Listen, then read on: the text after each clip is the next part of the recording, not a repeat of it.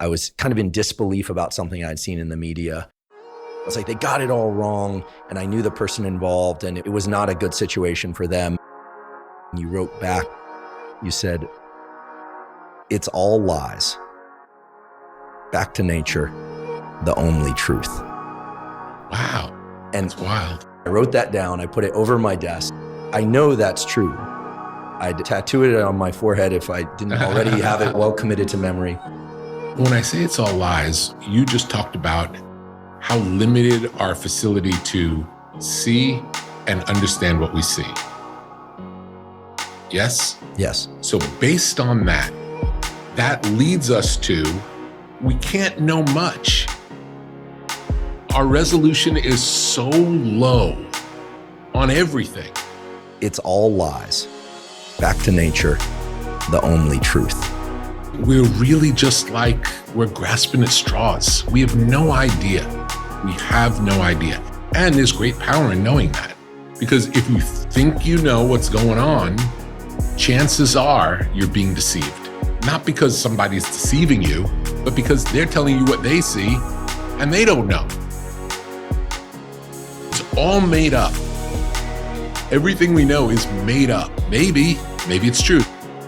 This brings us to pro wrestling. It's the reason that pro wrestling is closer to reality than anything else we can watch or any other content. We know it's made up. We know that it's a performance. It's storytelling. And that's how everything is. Except we think wrestling's fake and the world is real. Wrestling's real and the world's fake. Wrestling's real and the world's fake. In the book, you talk about this notion of entertaining the idea of the opposite being true. And there's our emerging and established fields of psychology that are making great ground, I think, into the human psyche, where you take a statement and you start playing with that statement, you poke at its authenticity. And when I first heard that, I thought, this is kind of hokey, right? It's just words. And then I realized how foolish I was being, because in science, that's exactly what you do.